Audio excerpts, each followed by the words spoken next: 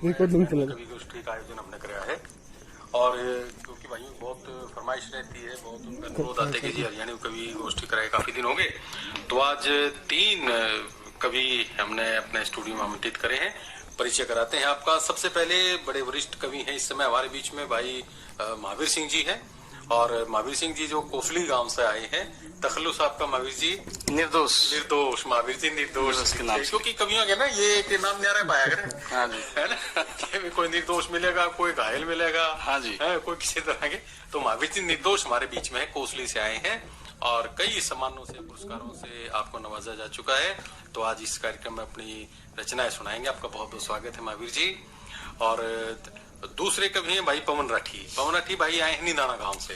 जी बहुत बहुत नमस्कार सर। नमस्कार नमस्कार महावीर जी। के साथ साथ पवन जी का भी हम बहुत स्वागत अभिनंदन करते हैं। और तीसरी एक कवित्री हैं और छात्रा भी हैं इस वक्त, और अपने बालक मंडली कार्यक्रम से अपने रेडियो से जुड़ी हुई हैं, ललिता शर्मा, कुड़ल गांव से। ललिता कैसे हो? बहुत अच्छी हूँ सर, आप बताओ कैसे हो? बढ़िया बढ़िया है भैया, आपका स्वागत इस कार्यक्रम में। पहले भी 1-2 बार आपका आगमन हुआ है जी सर, लेकिन आज एक बार फिर मौका मिला। भी चलो कविताएं सुनते हैं। तो आप तीनों कवियों का, कवित्री का, इनका सबका बहुत बहुत आभार, धन्यवाद करते हुए हम शुरुआत महावीर जी, क्योंकि इस वक्त आप सबसे वरिष्ठ है यहाँ पर, बताएं तो आपसे शुरुआत कर लेते हैं। नमस्कार संपूर्ण भाई। और बहुत बड़ी बात है कि आज एक बेटी भी हमारे बीच है, बिल्कुल, बिल्कुल, बिल्कुल, कवित्री के रूप में। और पवन जी सभी का स्वागत। मैं इसी बात को लेकर के आगे बढ़ूंगा कि हमारे जो गांव हैं या शहर हैं या हरियाणा के पूरे ही देखते हैं हम राज्य में कि जहां बेटियां 1 से 2 पैदा हो जाती हैं तो उनका नाम एक का बतेरी रख देते हैं। और इसी को मैंने एक विषय बनाया है कि गाम गेल मने मिली बतेरी, ना कोई मिला बतेरा, दुखी देख के बेटी नहीं हो दिल दुखे से मेरा। वाह भाई वाह। गाम गेल मने मिली बतेरी ना, गाम गेल मने मिली बतेरी, ना कोई मिला बतेरा, दुखी देख के बेटी नहीं हो दिल दुखे से मेरा। वाह जी वाह। बेटा खा ले सब क्या इन्हें, न बेटी ज्यादा खावे, बेटा खावे मन प्रसन्न व रूखा सूखा पावे। और भाइया ने वह दिल ते चावे, चाहे सगया हो या चचेरा, गाम गिल मने मिली बतेरी, ना कोई मिला बतेरा, बहुत बढ़िया। बेटे ने तो सब चावे, बेटे ने तो सब चावे, ना कोई बेटी चावे, उस हर के करते हैं, उस हर के करते अपनी किस्मत वह खुद लिखवा के लावे। और कुंबे न वह हजते चावे, जो नाग न चावे सपेरा, गाम गिल मने मिली बतेरी, ना कोई मिला बतेरा, दुखी देख के बेटी नहीं हो दिल दुखे से मेरा। बहुत अच्छा जी, बहुत बढ़िया बढ़िया। बेटे बेटे पैदा करके किस जाएगा ये देश मेरा। जी, बेटे बेटे पैदा करके संतुलन बिगड़ जाएगा अगर बेटे ही रहे तो। बेटे बेटे पैदा करके किस जाएगा ये देश मेरा, बेटी बचाओ बेटी पढ़ाओ यो इसे संदेश मेरा। और यो आगे बढ़ जा देश मेरा, फिर हो जा नया सवेरा, गाम गेल मने मिली बतेरी, ना कोई मिला बतेरा, दुखी देख के बेटी नहीं दिल दुखे से मेरा। क्या बात है, बहुत अच्छे। बेरी आड़ी कुल देवी से यो केड़ी से यो गाम मेरा, साची बात वक्त पे कह दे महावीर सिंह यो काम तेरा, वह देवी कर दे नाम तेरा, फिर सब ने पड़ जाए बेरा, गाम गिल मने मिली बतेरी, ना कोई मिला बतेरा, दुखी देख के बेटी नहीं दिल दुखे से मेरा। क्या बात, बहुत बढ़िया बढ़िया। देखो ये ज्वलंत विषय है और इस वक्त देश भर में भी जो एक नारा बेटी बचाओ बेटी पढ़ाओ और माननीय प्रधानमंत्री जी ने दिया था, जो उसी की से प्रेरित होकर के लिखी कविता। जी जी जी जी, तो बहुत अच्छा है। तो ललिता क्या कहोगे इस बारे में, मतलब जो महावीर जी ने बात कही है? ये बिल्कुल सही बात है सर, क्योंकि समाज में ऐसा होता ही है कि लड़के को ऊंचा स्थान दिया जाता है, लड़की को कम दिया जाता है। इस वजह से सर ने जो पोइम लिखी है ना कि बतेरे ही मिली बतेरा नहीं मिला, बतेरा कोई नहीं मिला है, लड़की तो बतेरी भी ना कोई मिला बतेरा, चाहे बेटे 10 हो जाओ लेकिन नाम बतेरा नहीं रखता कोई। चलो बहुत अच्छी बात है। थोड़ा अगली जो मेरी कविता है उसका शीर्षक भी मैं बेटियों को समर्पित करता हूँ। बेटियां, स्वागत है। अगर देते हो प्यार का एहसास तो हंसती और हंसाती हैं बेटियां। अगर देते हो प्यार का एहसास तो हंसती और हंसाती हैं बेटियां, जो चुभाए दर्द के कांटे तो रोती और रुलाती हैं बेटियां। क्या बात है। जन्म देकर तो देख ए इंसान, बड़ और पीपल की छांव है बेटियां, प्यार करके तो देख बेटी से, राधा और मीरा का गांव है बेटियां। चाहे घर में हो कितने भी दुख और दर्द, चाहे घर में हो कितने दुख और दर्द, तेरे घर का आवरण है बेटियां, जो देती हैं तहजीब संसार को, ऐसी व्याकरण है बेटियां। वाह जी वाह। देखो जो प्यार से इनको तो होती है देसी महीनों में फाग बेटियां, देखो जो प्यार से इनको तो होती है देसी महीनों में फाग बेटियां, और बुरी नजर वालों के लिए जून की दोपहर की आग बेटियां। बहुत क्या अच्छी। जब जिंदगी बनती है बोझ बुढ़ापे में, जब जिंदगी बनती है बोझ बुढ़ापे में, तो याद आती हैं बहुत बेटियां, और रोते हुए माँ बाप के जख्मों पर प्यार का मरहम लगाने आती हैं बेटियां। बेटियां बुढ़ापे में बड़ा याद करता है माँ बाप, हाँ बिल्कुल बिल्कुल। और बेटियां भी संभालती हैं अपने माँ बाप को। और अंतिम बात इसमें कि अगर रखी जो बुनियाद प्यार की, तो आगरे का ताज है बेटियां। क्या बात। अगर रखी जो बुनियाद प्यार की, तो आगरे का ताज है बेटियां। वो दर्द की गजल वे गीत ही नहीं, वो निर्दोष का संगीत वे साज है बेटियां। क्या बात है, अति उत्तम, मतलब अति उत्तम। बहुत बढ़िया। और बेटियों का कविता मेरी बेटियों को समर्पित। समर्पित है। तो देखो आप शिक्षक भी हैं जी हाँ। महावीर जी, हाँ जी। है ना, और बेटियों से जरूर आपका पाला पड़ता होगा भी उनको पढ़ाने का लिखाने का। बिल्कुल। तो आप क्या समझते हो कि मतलब जो अनुपात होना चाहिए बेटियों का पढ़ाई लिखाई के अंदर, वो ठीक चल रहा है हमारी सोच के हिसाब से? अभी जो माननीय प्रधानमंत्री जी ने जो मिशन चलाया, बेटी बचाओ बेटी पढ़ाओ, उसके बाद हरियाणा सरकार और केंद्र सरकार ने जो नीतियां अपनाई, मैं समझता हूं कि बहुत ही अच्छी नीतियों की वजह से आज जो लिंग अनुपात है बहुत अच्छा आ चुका अच्छे है, सुधार में आए। सुधार में है। सुधार चलिए बहुत अच्छी बात। आगे बढ़ते हैं। पवन राठी भाई हमारे बीच में हैं, तो पवन जी सबसे पहले सारे श्रोता ने मेरी राम राम। बहुत स्वागत भाई। और जैसा कि आदरणीय महावीर जी ने बताया है कि बुजुर्गा ना आखिर में बड़का की जरूरत पड़ा करे, तो उसी के बेस पे मेरी यह कविता है कि मैं जिमन गया था एक जगह पे। अच्छा। यह एक टाइम की बात है। अरे खड़े खड़े जी मिले हैं, पहले बैठा के जमाया करते, या उस टाइम की हालात से मैं भी बैठ गया फिर काट के न जूते, और अगला के बारले कवाड़ खुले थे, गिले बढ़िया भीतर कुत्ते एक ने भी टूक नहीं दिखाया। और फिर जमानिया न बाज के लठठाया, कुत्ता भी तो फिजिकल पाडू था, जमा नहीं ठाया। तो ये मेरी कविता शुरू होने वाली है कि मेरे बैठते एक बालक पत्तल देन आया, और मैंने थोड़ी सी बूंदी गलाई, खांदे खांदे मैंने देखा एक ताऊ ने मिर्क न त्योर जमाया, और ताऊ ने तीसरा कटोरा बूंदी का गलाया। एक हाथ मुंह कने था, दूसरा उसने काख कने बढ़ाया, और वो थैली ले रहा था, उसने था खेस का पूरा फायदा उठाया।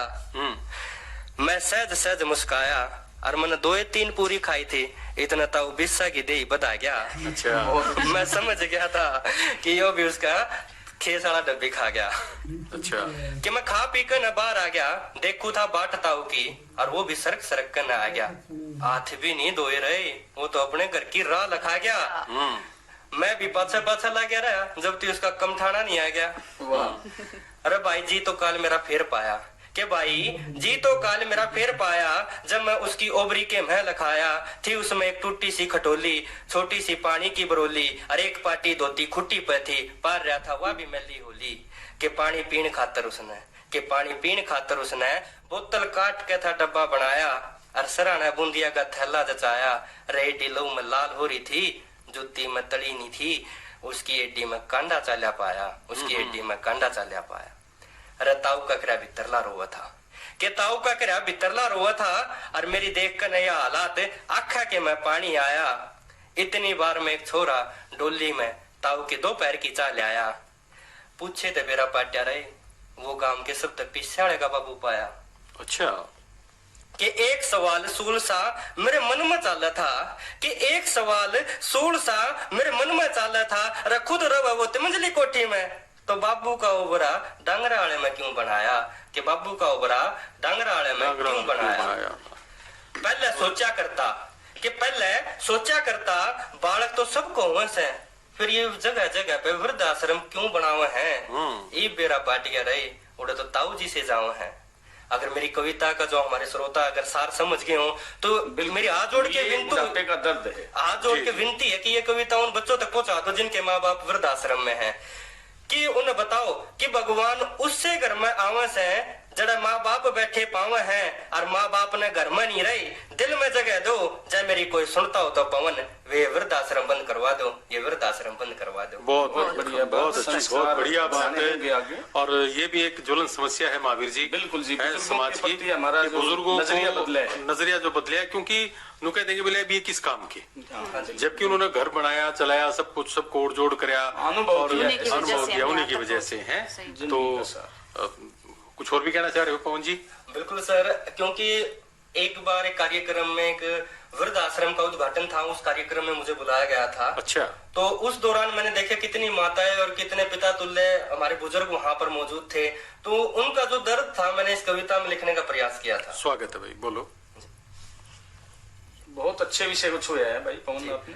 अच्छा, मतलब जो कविता सुनाई थी हाँ जी, वो पूरा वो एक तरह से वृत्तांत आपने दिया उसके। हाँ जी। अच्छा अच्छा अच्छा अच्छा, चलिए बहुत बढ़िया। और आगे बढ़ते हैं कुछ। अब मेरे एक कुछ युवा साथी हैं जो क्या कहते हैं कि आज का काम कल पे छोड़ देते हैं। ठीक बात है, मैं भी उन्हीं में से एक हूँ। चलो मान लिया। तो क्या रे चाल तू भी तने लेने के हेलीकॉप्टर आओगा। अच्छा। और वो ख्वाजा सारा सामान, बस ये तो दूर की बात है, तने तो झूठा भी नहीं ठहरेगा। अरे वे कर्जा अमृत स्नान तना पानी तो साबुन का भी ना ठहरेगा। और छूट जाएगा सबका साथ जिन तू छोड़ना नहीं चाहोगा। जब पूजेगी दुनिया सारी जब तू चमत्कार भी दिखावेगा। और कदती माँ बाबू का खजाना ठहरेगा। रचाल न पवन तू भी तने लेने के हेलीकॉप्टर आएगा। सही बात, कमा के खाना होगा और कमा के खाना चाहिए, किसी पर मतलब निर्भर ना हो, आत्मनिर्भर बने। चलो भैया बातें ललिता की तरफ। और ललिता बहुत अच्छी कविताएं महावीर जी ने भी और पवन भाई ने भी जो सुनाई है बारी बाप की है। जी बिल्कुल। हाँ स्वागत है। तो मेरी कविता है रेडियो पे। अच्छा, रेडियो पे। हाँ, मेरा बचपन से ही लगाव है रेडियो सुनने का और मैं उसी से शुरुआत की है मैंने लिखने की भी, सुनने की भी, बोलने की। तो मैं एक कविता उसी पे सुनाऊंगी। चलो स्वागत है भाई, बोलो। रेडियो विज्ञान है, यह दूर करता लोगों का अज्ञान। इसकी पहुंच में खेत और खलियान, बंजर और बागान, हंसी मजाक को, सच बेबाक को, भाईचारे की भावनाओं को, मीलों हुई दूर घटनाओं को, पाश्चात्य और आधुनिकता की नीतियों को, अतीत और पौराणिकता की विधियों को हम रेडियो से जानते हैं। वाह, बढ़िया है, बहुत बढ़िया। अच्छा। प्राचीन और वर्तमान की रीतियों को, सपनों को सच करने की, देश के लिए कुछ कर गुजरने की, मुश्किल में भी हिम्मत जुटाने की आशा हम रेडियो से जानते हैं। खुद को समझने और दूसरों को समझाने की भावना भी हम रेडियो से जानते हैं। बालक मंडली की बहार को, संपूर्ण अंकल की आवाज को, दस्ती और खेत खलियान को और पसंद अपनी अपनी प्रोग्राम को हम आकाशवाणी रोहतक रेडियो केंद्र से जानते हैं। आंखों देखा मतलब सारा रेडियो का पूरा परिदृश्य रख दिया इन्होंने। इसी की वजह से आज हम यहाँ तक हैं। अगर नहीं हम रेडियो पे बोलते, नहीं सुनते, तो मुझे लिखने का या बोलने का कुछ ऐसा अनुभव भी प्राप्त नहीं होता। चलो अच्छी बात है। देखो बहुत बढ़िया, बहुत बढ़िया। निश्चित रूप से एक सीखने का सबसे बड़ा साधन भी है। और महावीर जी, आप खेत में हो, क्यार में हो, घर में हो, पौड़ी में बैठे कितने हो, आप कहीं भी हो, आपका सबसे बड़ा जो अच्छा साथी है रेडियो है। बिल्कुल है। और आज भी हमारे बुजुर्ग जब सांझ अपना आराम से बैठते हैं या ग्रामीण संसार कार्यक्रम सुनते हैं, कृषि जगत सुनते हैं, जो भी कार्यक्रम जो आते हैं बड़े मन से सुनते हैं। तो चलो बहुत धन्यवाद भाई इस हौसला अफजाई के लिए। पूरे हमारे जितने भी कार्यकर्ता हैं जो जुड़े हुए हैं उनके लिए एक बहुत अच्छी सी बात आपने कही है। चलो अब इसके बाद सर मेरी एक पोइम है, एक पिता। एक पिता। हाँ। अच्छा, बहुत अच्छा शीर्षक कहा, बुजुर्गों पे पवन जी ने कहा और आप पिताश्री के ऊपर कुछ कह रहे हो। स्वागत है, बोलो। मेरा भी एक पिता से प्यारा प्यारा सारे जगत न्यारा से, मेरा भी एक पिता से मन ने जानता प्यारा से और वो भगवान तक प्यारा से। मेरा भी एक पिता से, पिता मेरे ने जीने का अधिकार दिया, दुनिया भर का प्यार मेरे पे वार दिया। जब मैं एक नन्ही सी जान थी, पूरी दुनिया तय अनजान थी, तब मेरे पिता ने पाल पोस के बड़ी करी, पैरों पे मैं अपने खड़ी करी। मेरे पिता ने दुनिया न्यू कया करती, तेरे तो छोरी होगी तू तो अभागा से। मेरे पिता ने मेरे लिए सब कुछ आस है, पर मेरा पिता मेरे ते जानता प्यारा से। मेरे पिता ने मेरी खातिर दुख पड़ गए ठाणे, उस पिता ने अपने फर्ज निभाए से, संस्कार मेरे ते सिखाए से। पिता की दी सीखिया बेकार न जावेगी, या बेटी अपना फर्ज अपने पिता के प्रति निभावेगी। मैं हर पल अपना आदर्श अपने पिता ने कहूंगी, जब लग मैं जिंदा रहूंगी अपने पिता की उपकारी रहूंगी, अपने पिता की उपकारी। बहुत बढ़िया, बहुत बढ़िया। बिल्कुल, देखिए ये एक मन की वेदनाएं होती हैं महावीर जी। बिल्कुल, जो पिता के साथ तो संबंध बेटी का कहते हैं बहुत ज्यादा लगाव देखने को मिलता है, वो शायद ही कहीं बिल्कुल। पिता पुत्री का जो ऐसा सात्विक संबंध है जो एक सांस के साथ जुड़ा हुआ, बिल्कुल जी बिल्कुल, है ना। बेटी की वेदना को पिता बहुत दूर बैठा है अपने जान बिल्कुल एहसास करता है, और ऐसे ही बेटी जो है वो दूर बैठे पिता की पीड़ा को जान लेती है। विदा करना बड़ा मुश्किल होता है सर। बेटी का लगाव भी ज्यादा पिता से ही होता है। मैंने तो अभी, हाँ जी बिल्कुल बिल्कुल, तो इसलिए मन बड़ा व्यथित होता है, हो जाता है। ये एक परंपरा भी है, ये हमारे समाज का एक संस्कार है। वो मतलब अपने आप से जुदा नहीं करना चाहता, फिर ये संस्कारों या परंपरा के कारण हो जाता है, करवाना पड़ता है उसे। होना पड़ता है। तो आज जो हमारी माँ है वो भी किसी की बेटी थी, बिल्कुल, वो भी अपना घर परिवार छोड़ के आई, बिल्कुल जी बिल्कुल। तो ये सामाजिक व्यवस्थाएं हैं। चलो बहुत अच्छी बात है। एक बार फिर से महावीर जी की तरफ मुड़ते हैं।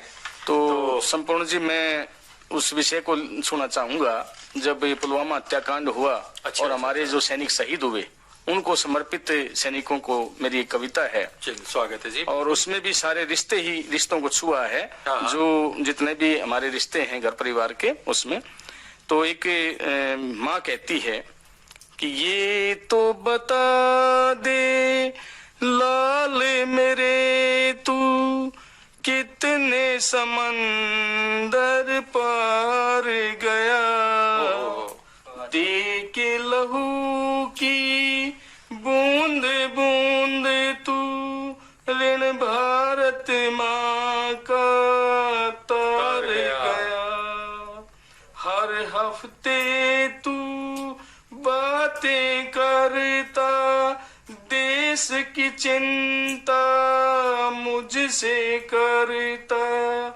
बिन बातों के मेरे बेटा पहला ये इतवार गया, खबरों में तू ना रहता था, फर्ज तू अपना अदा करता था, तेरी शहादत की खबरों से छप पूरा अखबार गया। अब पिता क्या कहता है अपने बेटे के बारे में कि जाना था मुझे तेरे कंधे, लेटा है तू मेरे कंधे, देख जमाना कितना रोया, तू जीता मैं हार गया, एक तरफ है भारत माता, एक तरफ है जननी माता, ये बूढ़ी अम्मा जिंदा है पर जीते जी तू मार गया, एक तरफ ये वतन है तेरा, एक तरफ औरत का चेहरा, जान लुटा के वतन पे साजन